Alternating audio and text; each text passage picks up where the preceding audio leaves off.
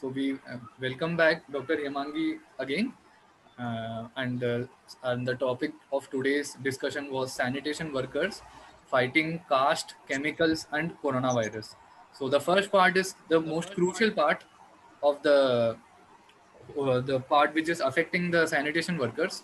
So now I pass the mic to Dr. Hemangi to like restart the presentation and continue with the program.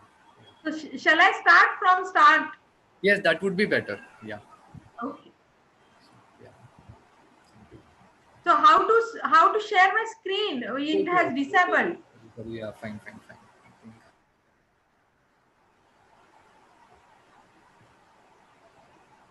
Just a second.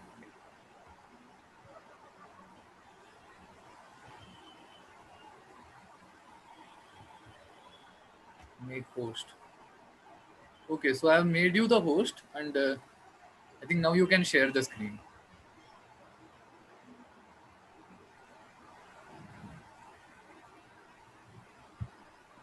Yeah.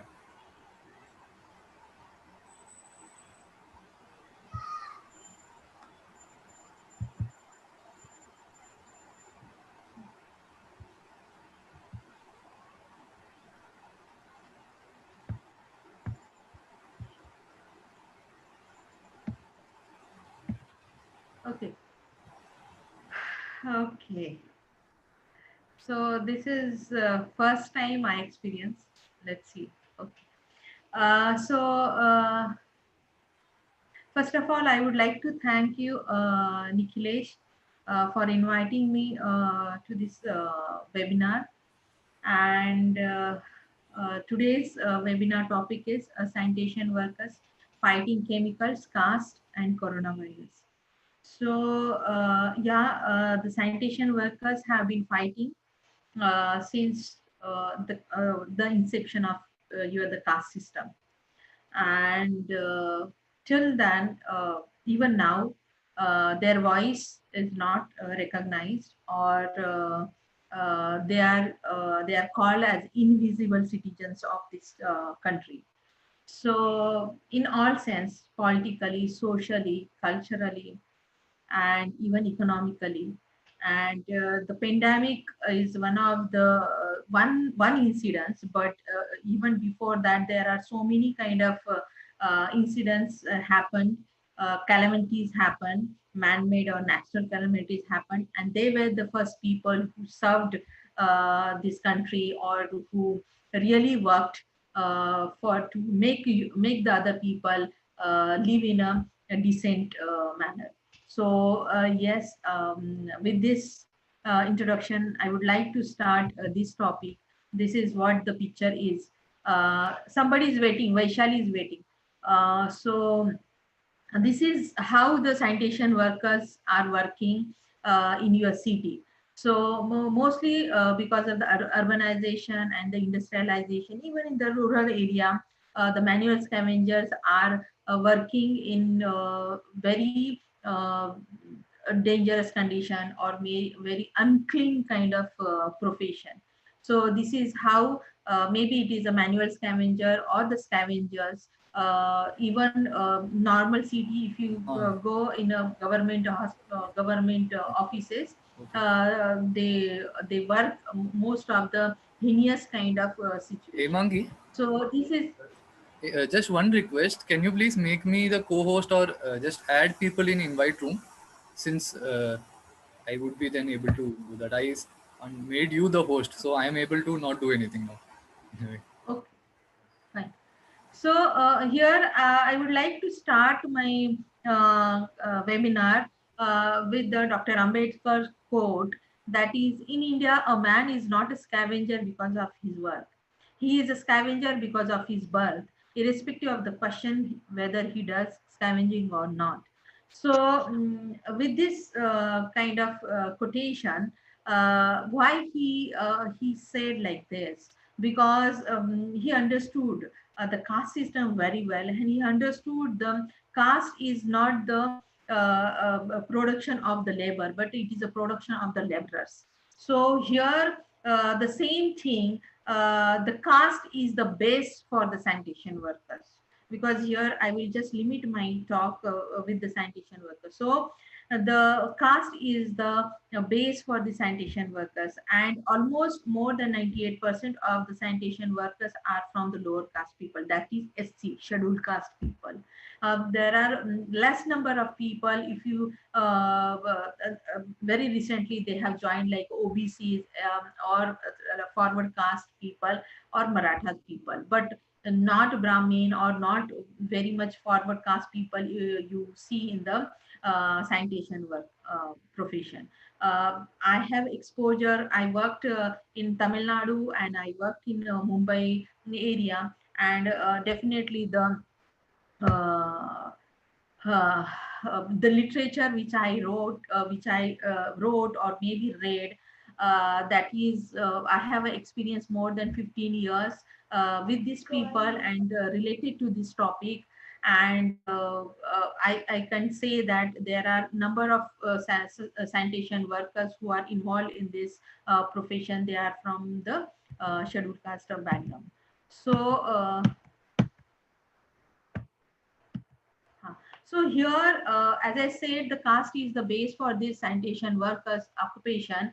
So here, if you see the caste system, the caste system says that the Brahmins do the mental work, Kshatriya do the arm works, Vaishya do the trading works, and Shudra they do uh, the serving work.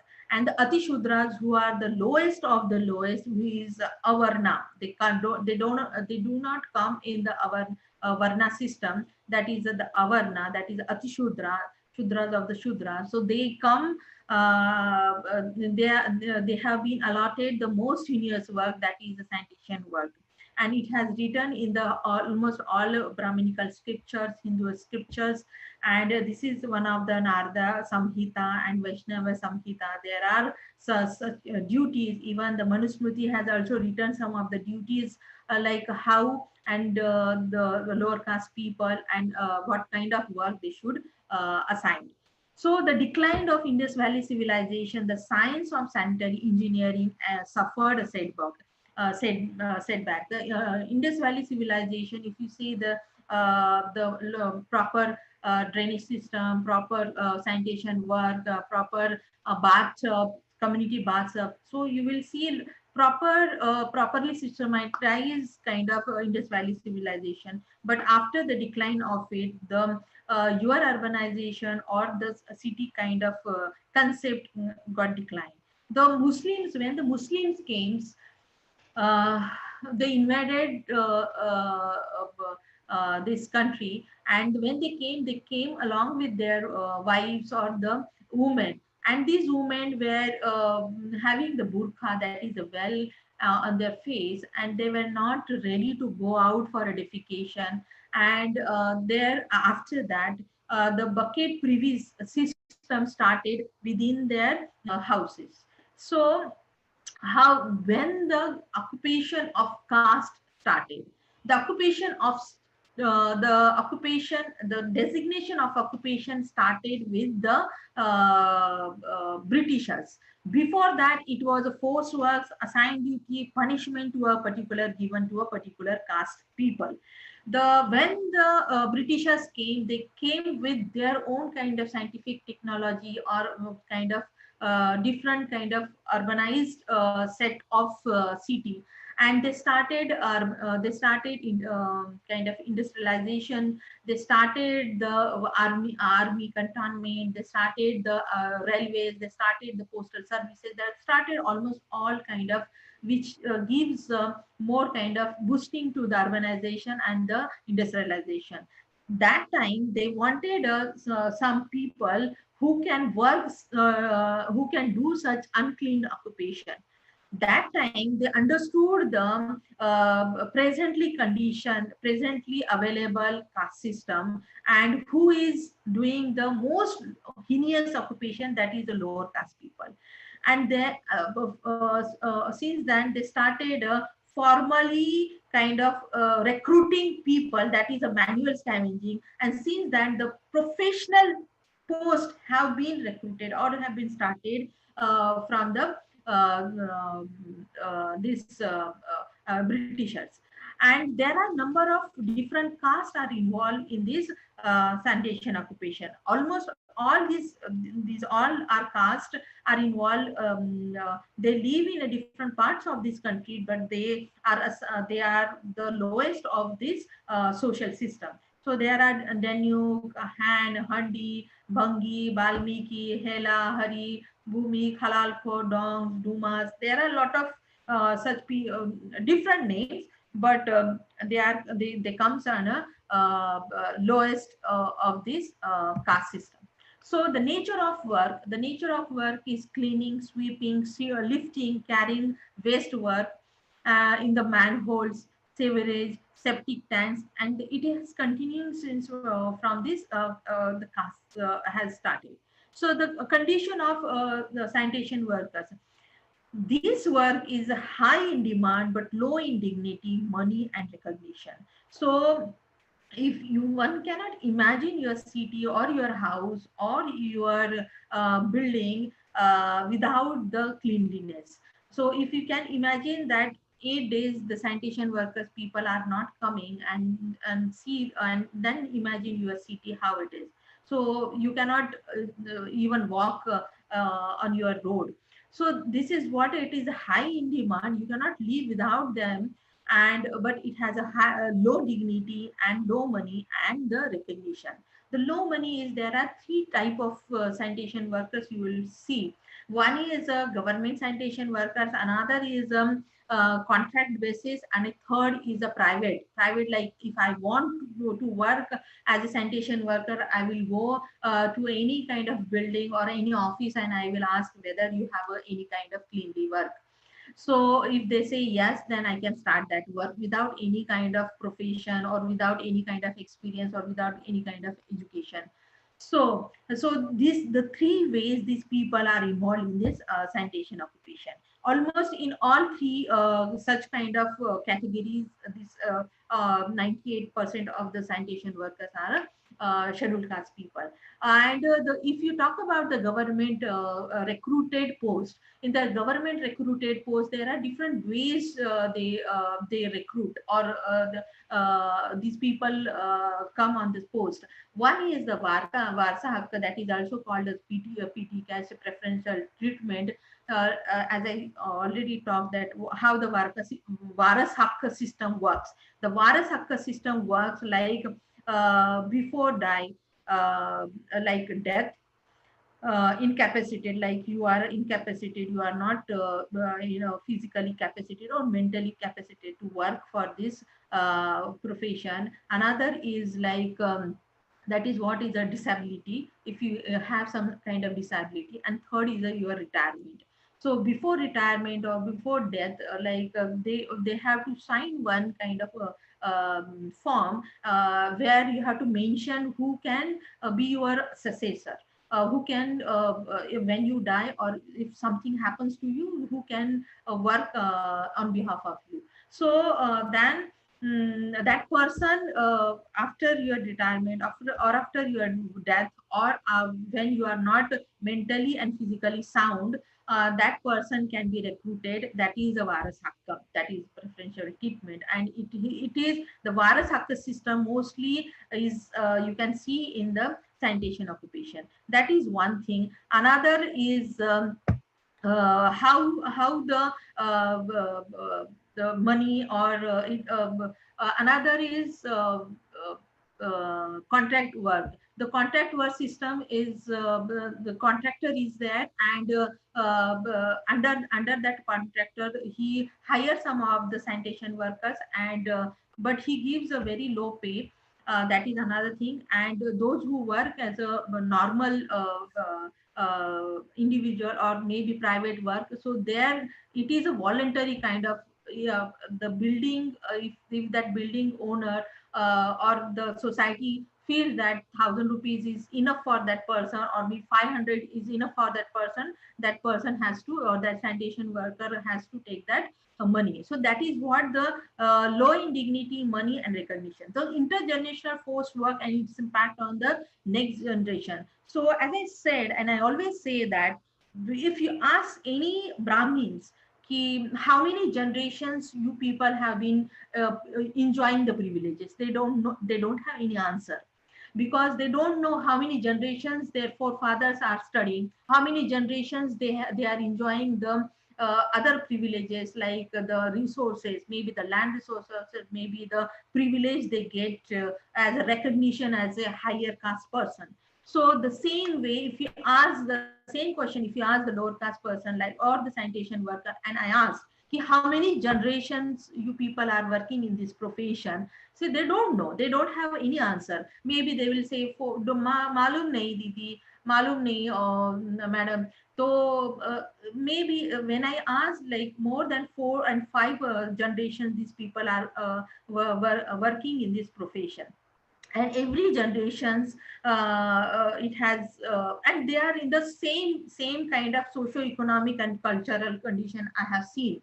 So now this is the first generation which I have studied, that is the first generation college going students I have, that is my PhD area. So this I will talk later. So this is what the generationals are involved in this occupation. So their work in crimes, in crisis time like deluge and pandemic. So here I specifically mentioned that case because when that sanitation workers told me or narrated his incidents, how the government made them to work during the time of deluge in 2005, and it was really kind of heartbreaking kind of thing when I listened to that person, and I was really asking same question and again, really did these things with you? They said yes. So it was a really kind of a saddening thing that even the structurally designed government system are also such a kind of hypocritic way, like our PM is like cleaning the sanitation workers legs, that their feet, and at the same time they are providing such kind of system where the sanitation workers has to work as like a machine. So when I asked, they said that they worked almost 24 hours when the deluge came, and they cleaned their city 24 hours without any sleep and without any food. And that same question I asked, really did that? They said yes madam, they gave us a liquor, and with that liquor they became unconscious, like they don't know what, like you just lost your senses when you and they continuously work almost 48 hours, 40 hours they worked. And I really felt very bad ki some people are really working so hardly just to make other people live in peace, live in dignity, live in cleanliness, and and they were giving the free liquor to these people. And the same thing happening in the pandemic here in the present pandemic situation also. They don't have any hand, like safety equipments, proper safety equipments, sanitization, and um, almost some of the sanitation workers, they said that they are not getting leave, and another thing is that their salaries also has been cut. So this is how the your social system works with you, how your government system works with you, and how they show in it, they show something different, but in a reality something different. And when we researcher go and when we talk with them, when we mingle with them, then we understand what is the reality of these people. So there are 5 million of sanitation workers are involved. In Mumbai alone, 2,721 workers have lost their lives between 2004 and 2014. Presently, there are 30,000 sanitation workers in the metropolitan city of Mumbai, and 123 severe deaths between early 2017 and September 2018. So,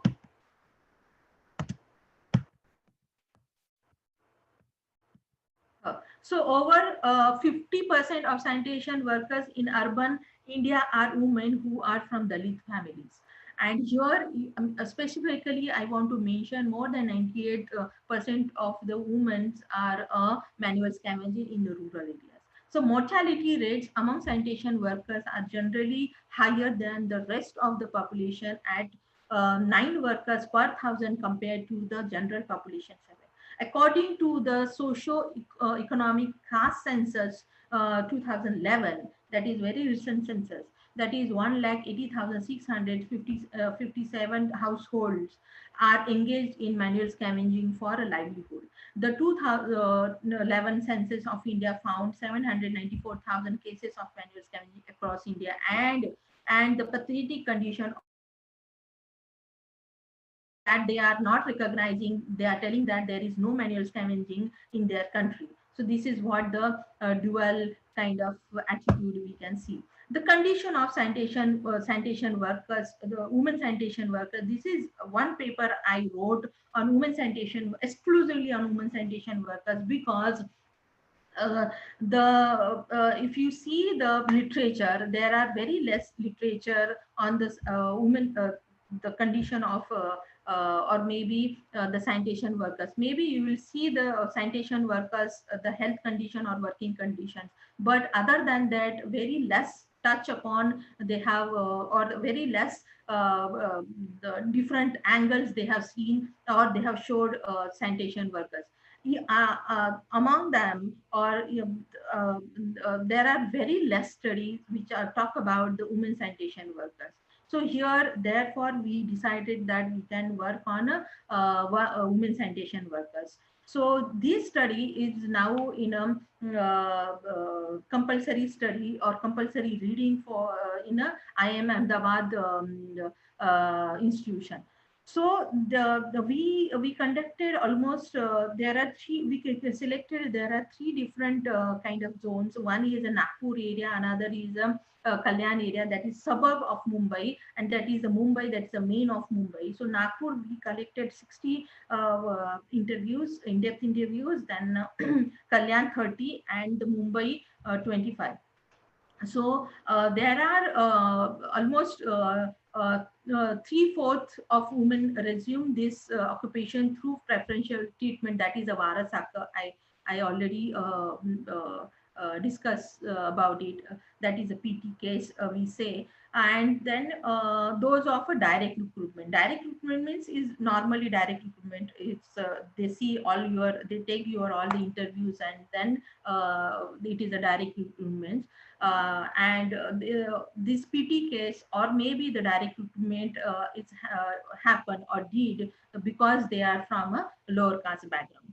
So the gender occupation. So here we have given a title of a gendered occupation because in a Manusmriti, it has given a woman a lower position. That is, and today is a Manusmriti Dahan Divas. Dr. Ambedkar burned purposely this Manusmriti.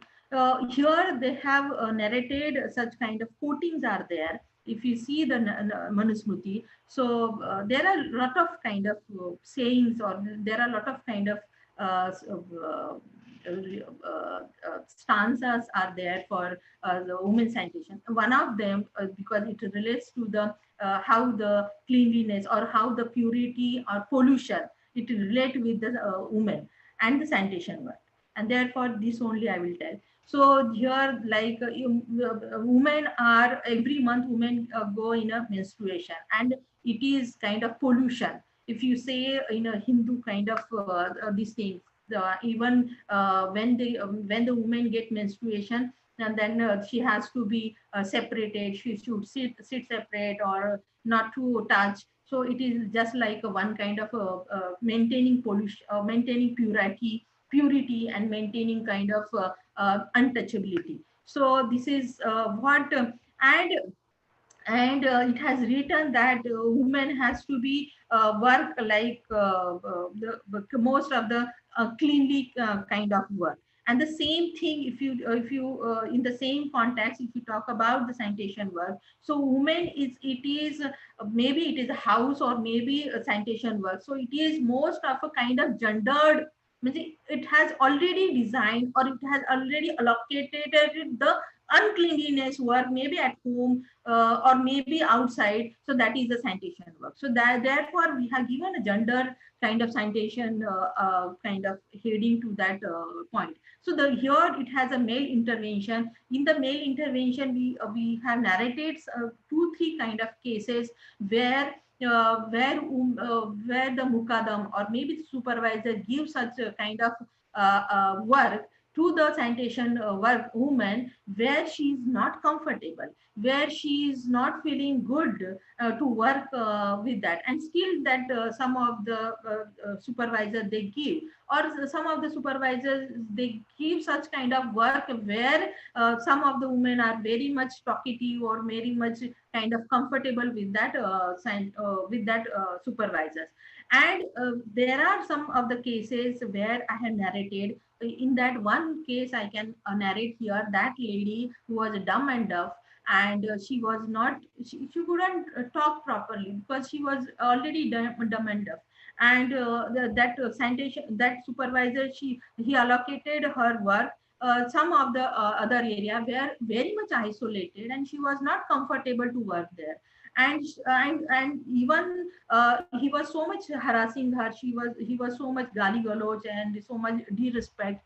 And she became so kind of stressed. She went in a stressful situation, and she was feeling very much absenteeism during the work time, even the at home. And because of that absenteeism at workplace, she couldn't work properly. And in that case he was again giving so many works and so many kind of abusive kind of words.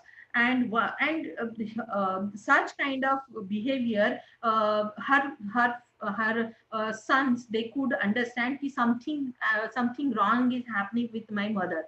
And one of her youngest son, he asked what happened. Then she started crying, and then she narrated the incidents ki, this thing happened. And then that younger son went, and then he started beating that, and then all these drama marpit and happened. And then he shifted, or the another supervisor shifted her. So here one say that always these women, if whatever they want to take any some kind of decision or want to do something, or they always have to have some kind of male intervention. And without male intervention, their life at the workplace is something kind of the not the see. So here the sketch of their reality, their work starts their mostly their work starts from 6 o'clock to afternoon 2 o'clock, or maybe 4 o'clock. So when the woman, if she is living in a nuclear family, so at that time she has to do all the household chores, and then she has to go, or she has to go to out for work. At that time she has to complete all her work. So 3 o'clock or 4 o'clock she gets up and she do all the work, and then she goes. And if and in the nuclear family, if she has a elder daughter, or maybe younger daughter, younger daughter, then all her household work, if she goes out, then her daughter has to look after all the household work. Means what, the same work what her mother is doing outside, and she cannot complete her household work, then her daughter has to complete her outside this household work. It affects on her health, definitely. Then it affects on her education. And I have seen there are a lot of young girls who has dropped her school just because to complete the household work. And in that case, and there are so many household the work they are doing, and they cannot concentrate on their studies. And then other what, and they lose the interest in the studies. And what other people say is that ki uska dimag nahi chalta hai. But this is not the case. everybody has the capacity to think and to, but she doesn't, she, that girl, these girls, they don't get a proper time to concentrate or to study, and therefore there are a lot of girls who drops out from the schools, and they say that uska dimag nahi chalta. So this is what the under, this is gender kind of allocation of work, and so this is how their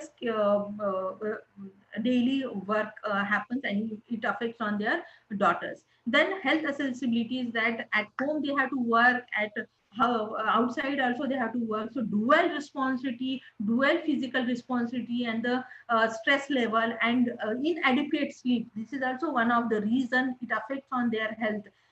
And there are a lot of kind of diabetes or BP, or maybe the backbone problem, or there are gynec problem. There are so many health accessibility we have seen. The sanitation women and the trade unions. So here this is very interesting, because trade union, if you say the trade union, so trade union means male dominated, patriarchal. So all men are heading all the positions. Here women, they don't have any kind of position, and nothing, they are not visible in the trade union kind of scenario. Here the women told that these trade union male, they come to them just to ask some kind of money to for any function or for any program, and they are just for to give the money, that's all. So here these women, they want their separate trade unions for the women, by the women, and for the women, because they said that we have a lot of problems, and we have a lot of kind of work to do for the women, so they want their separate trade unions. The condition of contract sanitation workers women is definitely, it's very pathetic. As I said, the government employees only facing a lot of problems. So the contract here, the contract another is the because they work under the male, and when they work under the male, so sometimes there are a lot of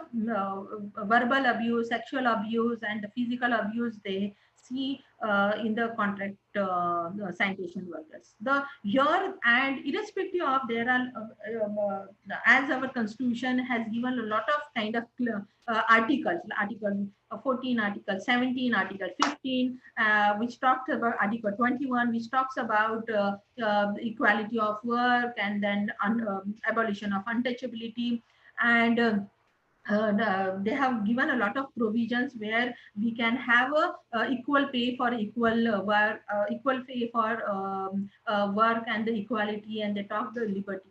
And the UN provision, United Nations provision, there are a lot of provisions where talk about the kind of human rights, and there are a lot of provisions equal pay. But irrespective of the government programs, policy, and there are 1952, there are Malkani Committee, Kaka Kalkar Committee, Pandya Committee, then Gandhi Sanitary Year. There are a lot of such kind of committees, and kind of policies have been listed, and there are a lot of things are listed. Even 2020, the new recent things have come. So in that, all these they talked about the recent 2020, they are demanding the mechanization of work. That is okay, good, but these all the previous committees and the policies, they talked about only the how they improve the work condition, or how it has effect on the health, or maybe giving the some kind of equipments or some kind of preventive measures. But if you see in the reality, such things are not present, and almost lot of policies have loopholes, and they failed at the ground level. And this is not the case of sanitation worker. This is the case of everywhere. Even if you see the education policies, if you see the health policies, now I'm teaching the I'm an assistant professor in one of the university, that is SNDT University, and now I teach community health. And when I saw the policies, there are number of policies. There are itna policies. I just it is so many policies, but none of the policy is working properly at ground. Then what is the use of that making that policies? So here it is not the case of sanitation workers. It is the case of in all sectors in India, where there are a lot of good policies, or maybe very much kind of dramatized, or very much kind of policies they have made, but at ground level it has failed. So here I want to really talk about the different ideologies. One is the Gandhian ideology, one is Ambedkarite ideology. In the Gandhian ideology, they say that they promote Varna system, they promote the caste system. And if you read Gandhi, there are he has written a ideal Bhangi. He has given a such kind of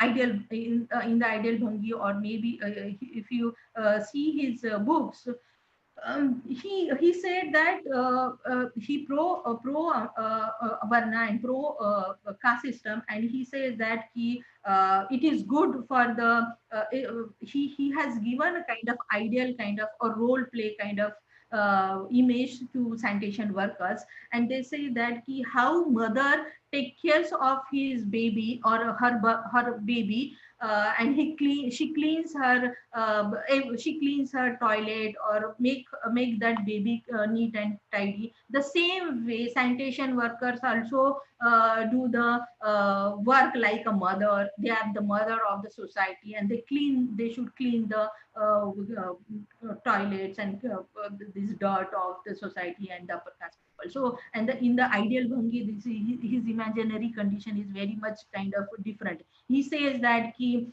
ideal Bhangi should be like that he should, by with smell only, he should recognize that how long that how many days that what defecation, how old that defecation is, maybe 4 year 4 days or 3 days, or just recently defecated. So with smell only, that person or sanitation worker should understand that much kind of he should be expert in that field. So this is what the Gandhian ideology talks about. The Ambedkarite ideology talks about, he says that it is a liberation. He says that it should none of the scheduled caste person, or any person who should carry such kind of occupation. And he always talk about the liberation, and he has given a he has given a liberation by talking annihilation of the caste system, promoting the education, and mostly the higher education. The how the Mahatma Jyotirao Phule talked about the primary education. He said that because at this generation primary education was very much necessitated and needed, but during the time of Ambedkar, he understood that some of the people who took primary education, but now it is a time to go for higher education. So those who were the anti-caste movement, and they always talk about the annihilation of the caste, and they always talk about the promotion of the equality, liberty, justice, and talk about the promotion of education. So here my MPhil and PhD work. Why I started my MPhil, and why I chose my MPhil work? Because I when I shifted to Tamil Nadu, that time I was not knowing the language, because I am from a Marathi medium and Marathi speaking background. And when I went, all the Tamil people were there, and I wanted to work, but because of my language, they were not taking me. And then I thought what to do. Then then I started my voluntary work with the sanitation worker.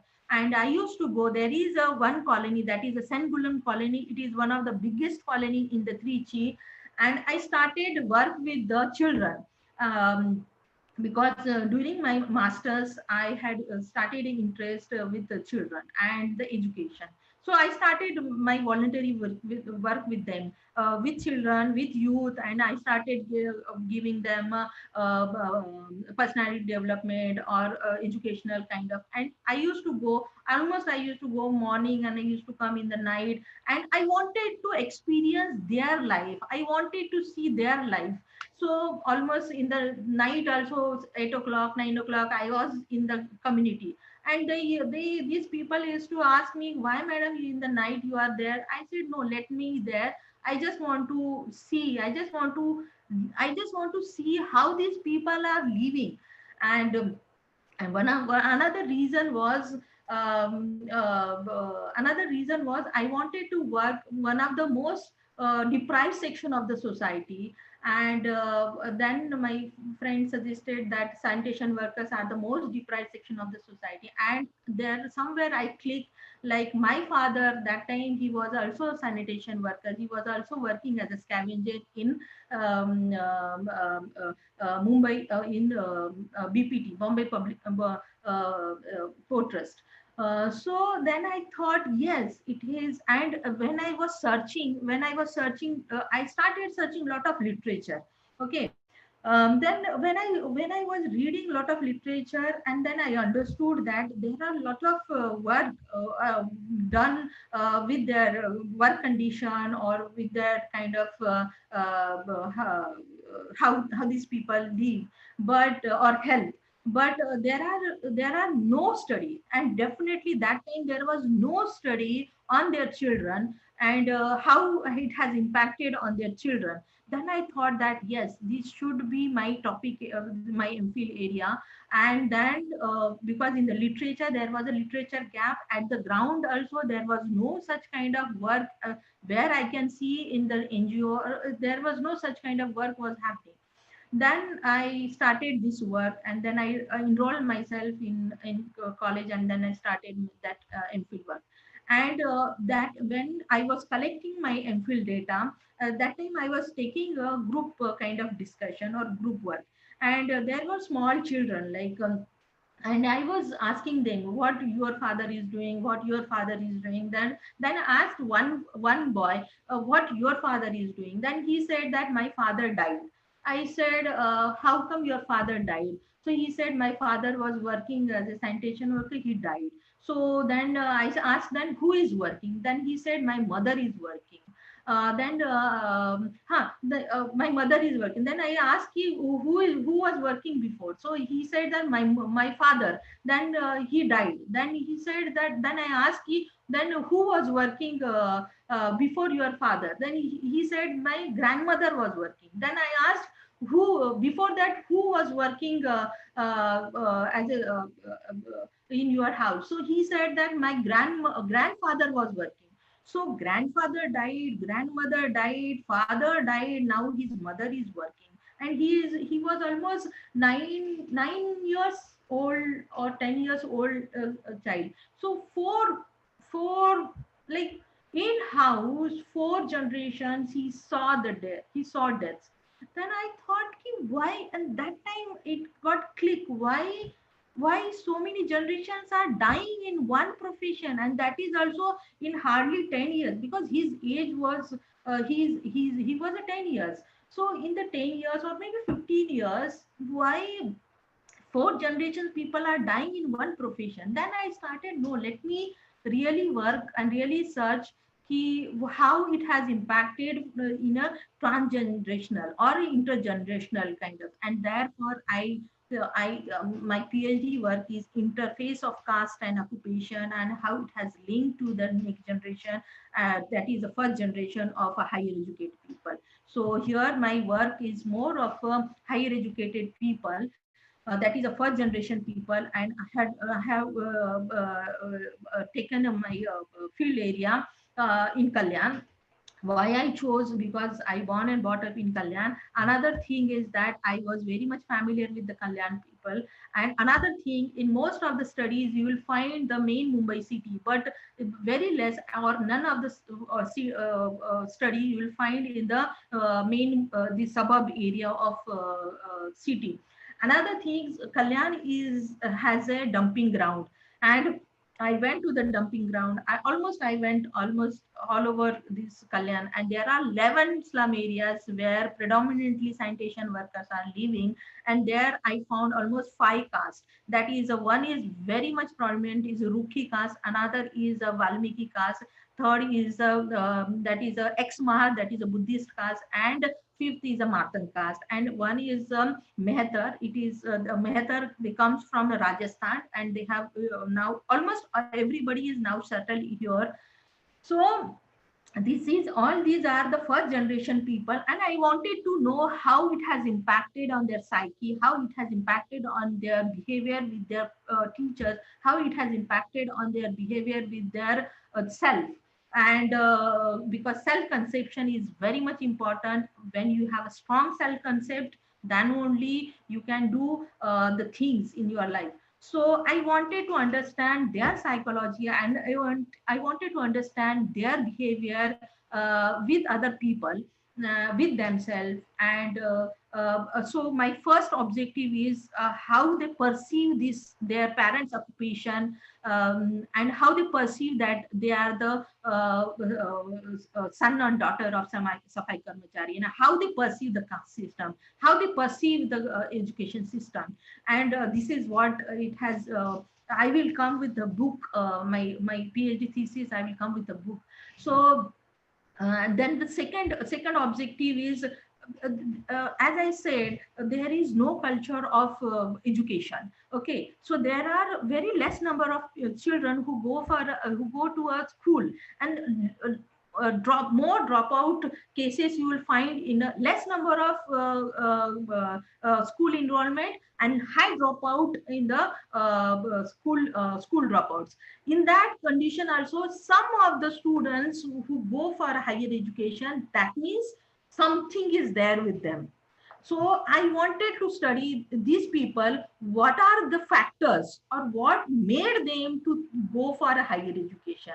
So I have given some kind of some of the factors who made them to go for a higher education. It is in that one of the male parents who are very much keen in their education. Another is maybe their maybe the friends, or maybe the seniors, or maybe the relatives. So there are different factors I have listed out why what made them to go for a higher education.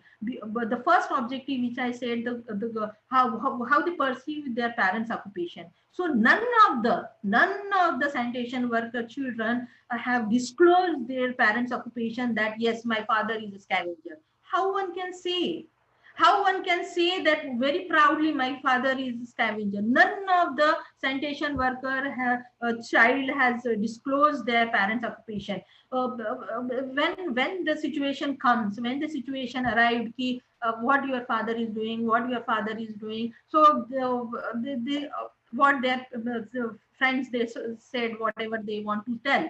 But when their situation, or when their turn came, so they said my father is working as a government worker, or if their father is a contract worker or a private safai karmachari, then they said that my father is in a housekeeping, he is in housekeeping. So they always give a polished word, okay, polished kind of connotation, but they had never told disclose that my father is a safai karmachari. So another, that is, and there are a lot of other, there are psychological, and there are a lot of how they mingle. They don't have good, they don't mingle with their college friends. They have very less number of college friends, and that is also caste based, and it is a fact.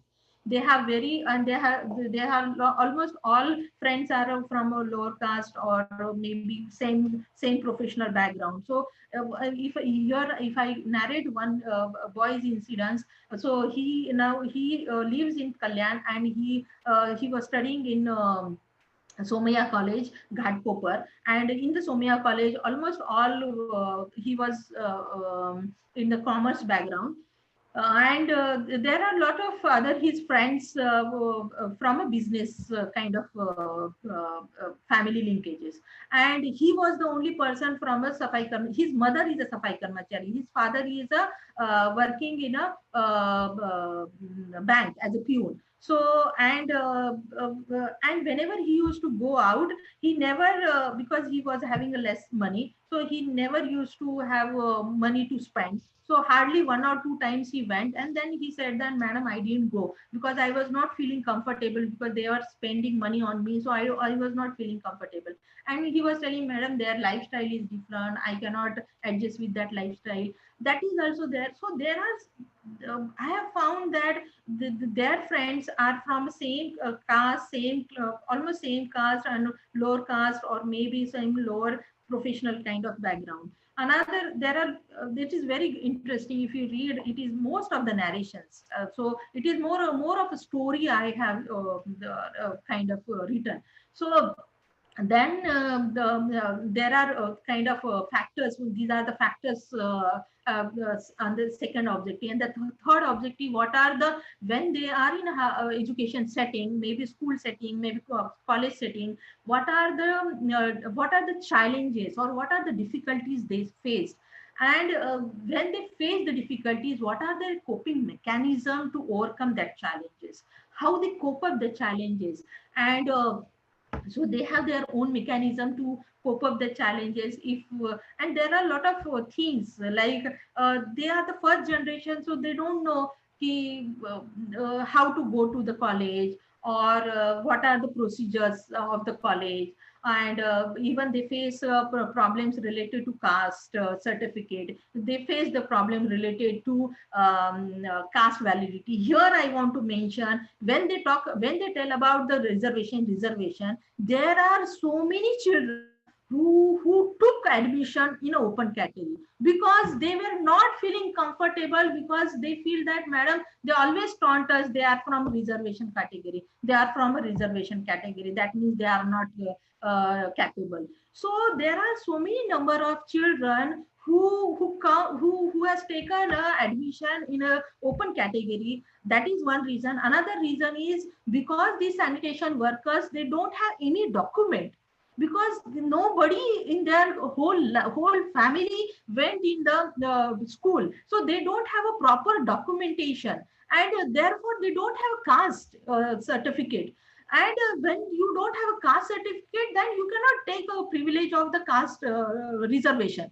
And therefore when you don't have a caste certificate, you don't have a caste reservation. And they have taken open this. So very less number of children who has taken a reservation facility, because they have a caste system, and because they are okay with okay, I can disclose my identity, I am from a reservation category. So there are a lot of psychological trauma these children are going. One boy, if I narrate one incident, one boy, he was literally fought with his father that he doesn't want. He said, I will work like whatever, but I will not take I will not take admission on a reservation category. And then his father somehow managed the money, and then he paid money. He was in BBA, bachelor in business administration, and then he took admission. So here here those who raise the question on reservation, I have a question on them. Ki, how many generations you people are taking a privileges, and now you are talking about the reservation. You see almost all temples, you have a reservations. Brahmins have a reservation. Everybody Brahmins have a reservation. And now this is the first generation people, and here they are in a so much trauma, because they feel that these people are talking about the caste, these people are talking about the reservation system. So this is how your system is making the bright children, and they need, because they don't have proper schooling, they don't have proper education, they don't have proper environment at home, not in the friends, not in the relatives, from where they will get a good quality education. They don't have a quality education, and when they go in the college, they face lot of problems, a lot of challenges in the education stream, in the economy, in these friends. So I don't know how one has to live in this society. So another third fourth objective I mentioned, that is way back to way forward. That is a way forward. So how they want to see their future, so how they want to see their future. So and then I ask, there are, what are your future plans, maybe for yourself, maybe for your society, maybe for your family, and maybe for your nation, because youth is the future of any nation. If your future, if your youth is strong, if your youth has a vision, your nation has a vision. If your youth is facing so much trauma or so much kind of humiliation, definitely your nation will face humiliation. It is unquestionable. So then I have asked what are their future plans, and they have a lot of good future plans for themselves, for their family, for the society, and for the nation. And they want a society where they will not face a caste, where they will not face a discrimination, where they will feel that every person is equal, where they will have a the cross where they will have a, corruption free society. So this is how I have did a study. It is almost 284 pages of thesis I have written, and it is a lot of 38 case studies I have collected, in-depth interviews, in that 21 boys and 17 girls. So, and it is a mixed kind of, and I have given a justice to female respondents also, because I wanted to know how the intersectionality works between the caste, gender, and your society. So here I have mentioned, I have really noted down a lot of things where girls are finding higher education means to go out, means to solace from their house, to liberate or to have a freedom. So this is what the meaning of their higher education. Another is they feel that they want to work for their society, but the marriage is one of the, they feel that marriage is the breaking their vision. Or so here there are a lot of kind of their own narrations I have put into. So and then what are the things we can do, so what I feel, because this occupation is related with the caste, then we have to attack on the base. So that is what it is, a caste system. Unless you dismantle this caste system, you cannot dismantle this caste based professions. Sanitation work, sanitation occupation is one of these profession. There are lot of other profession which is based on caste, and it is still prevalent in almost all countries. So of all states of India.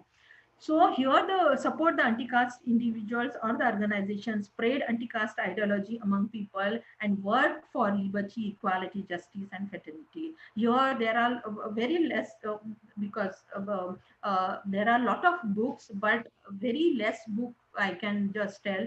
That is Ambedkar's writing and speeches, then Bhagwan Das ka May Bhangi Hu, and then the third is India's Thinking by Gita Ramaswamy. It is, you must read that book, Gita Ramaswamy. It is one of the best book which I felt, and this is one kind of Bible, we can say that, for the sanitation occupation.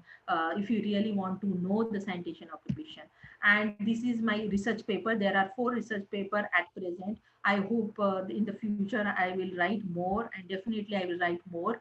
So this is how the intersectionality, and another is a occupation and identity, and how the vicious cycle perspective of caste, and that is one, and the role of higher education in scavengers liberation, that is another. And I will end my this webinar with the Ambedkar's kind of ideology, that is one. Dr. Ambedkar addressed the issue of manual scavenger in 1943 while he was a labor minister and stated that there is no meaning of having a freedom if you fail to provide the basic needs, healthy and safety life for our laborers, particular life with a dignified occupation. And I hope one day we all will have a very dignified occupation even with this sanitation workers. So, Jai Bhim to all, and I'm stopping here. And if you have any questions, any doubts, or maybe any comments or any explanation, welcome. Thank you.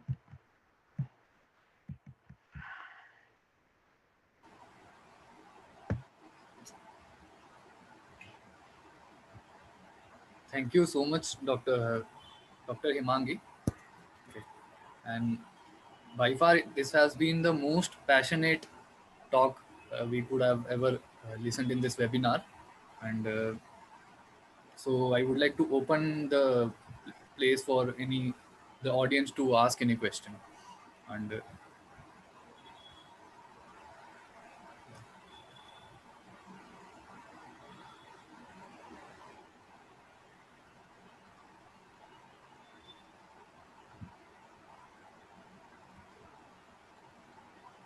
okay, so I have a question. Uh, as in during the research work, so if you like, what kind of a support does a research student needs when doing these topics?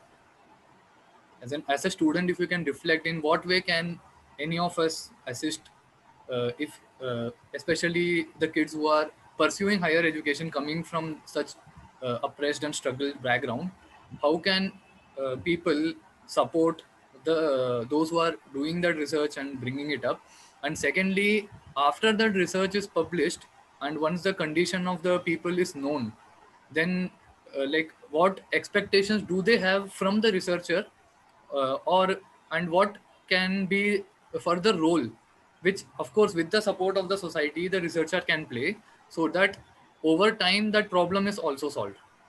Anyway, like, we one is identifying the problem, and second towards solving the problem. So what would you suggest in that direction? Uh, how you want to help the researcher?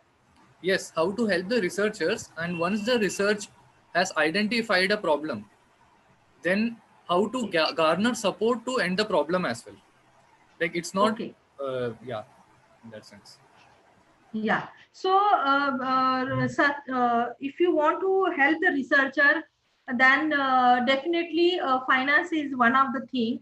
Another is maybe you can help him out for if that researcher is come up with some kind of data, and if you can help in the data analysis, so that way one can, or maybe the writing, or maybe the publication, so that way you can do, or maybe you can go along with that researcher and then have interviews or have a dialogue with the community people. That way also you can do.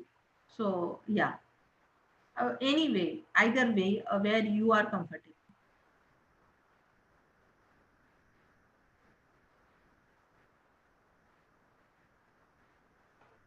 So any questions? Well, Hello, Dr. Hemangi. I'm Sampada.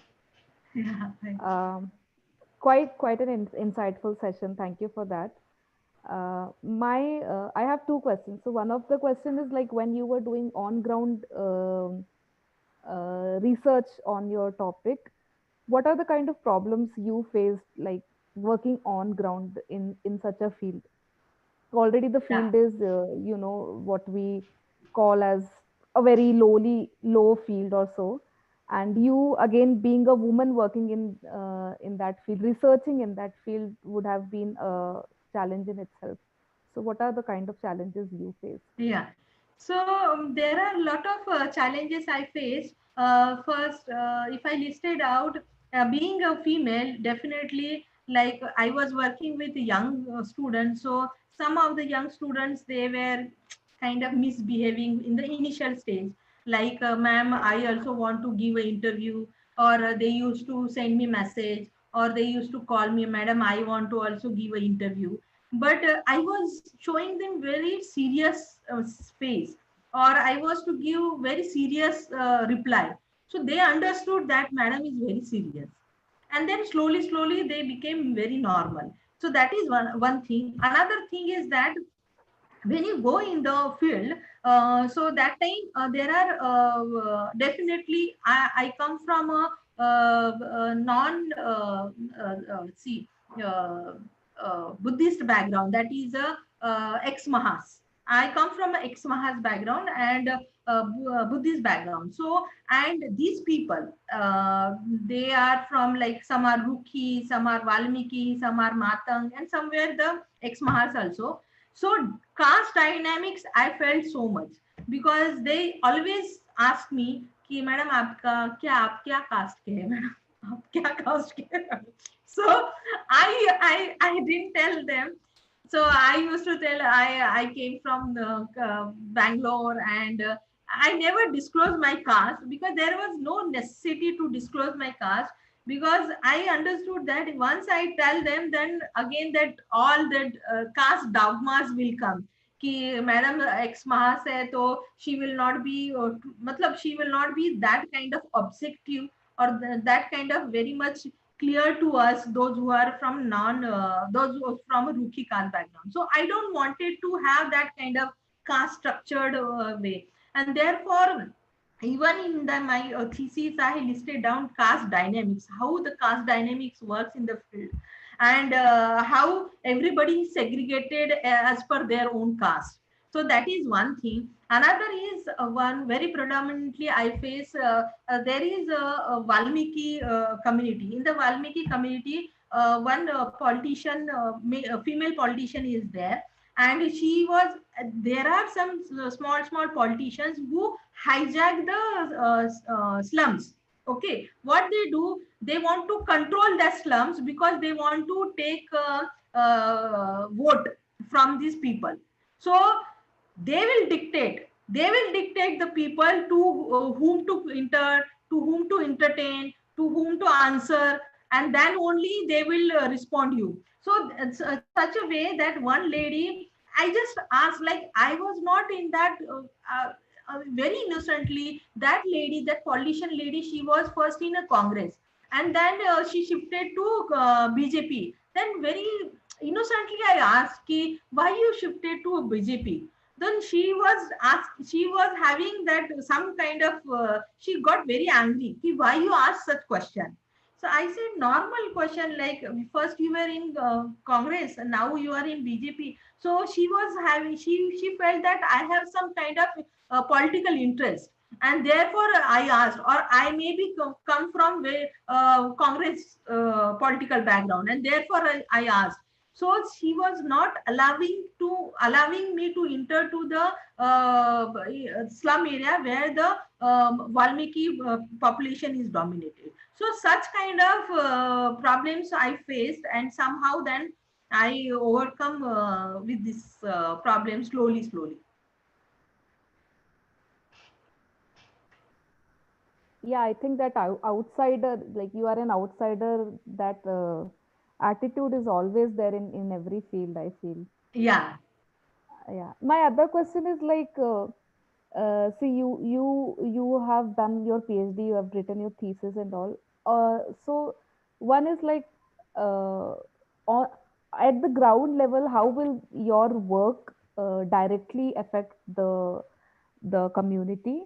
And are there any specific inputs which you will have to give, so that your work actually doesn't just stay as a thesis in some library, but actually has some positive impact on the ground level?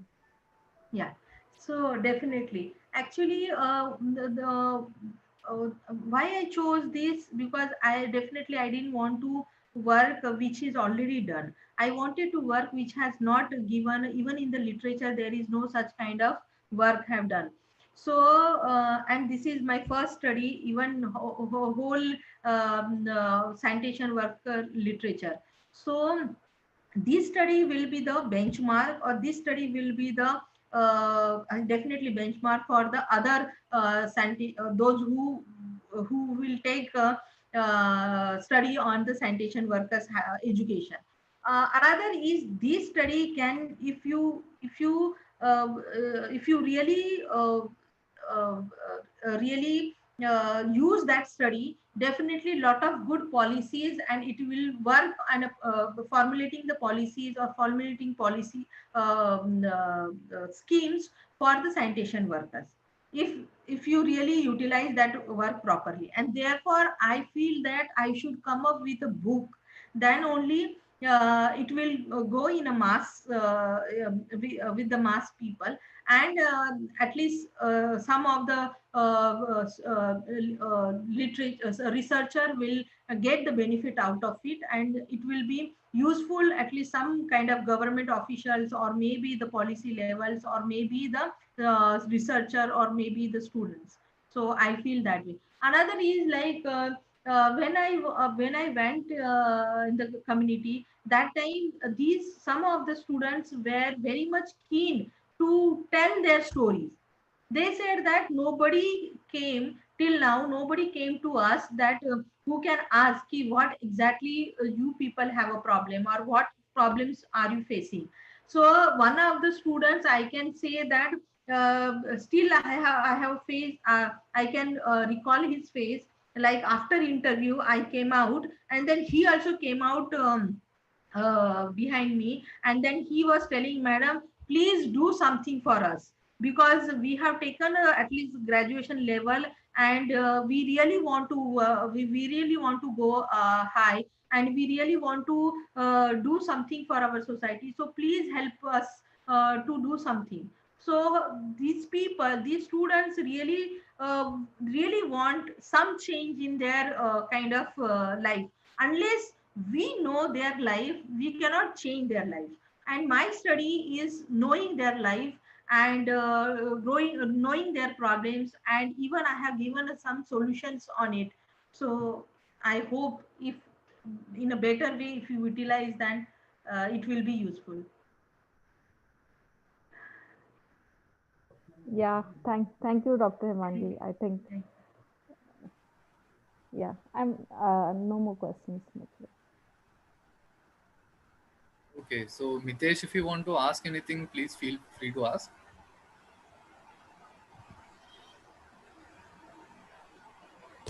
हाँ sir अभी नहीं. Okay, no problem. Fine. लेकिन तुमको समझा क्या, तुमको समझा, मैं इंग्लिश में बोले तो समझा क्या? हाँ सब समझा. Very good. Literally I have my one friend in Vasai. He work like वो म्युनिसिपालिटी में वर्क करता है. तो मतलब उन लोग ही कैन अर्न 30,000 मंथली, लेकिन literally spend money on alcohol very true. इन. या he spend lot of money, like वो जाते वक्त भी पी के जाता है, आने के बाद भी पीता है, घूमता है तभी भी पीता है, सोता है तभी भी पीता है. Very true. The issue is कि काम ही वैसा है ना कि बिना उसके हो भी नहीं पाएगा. Like, And हाँ after that they became habituated. Initially they drink just to get rid of this work, okay, or to manage this work. But after that they became habituated. वो एक लत लगती है, लत, उसको लत ही है वो. they became habituated, and then this alcohol consume them. ऐसा हो जाता है उल्टा. That is the problem. True, yeah.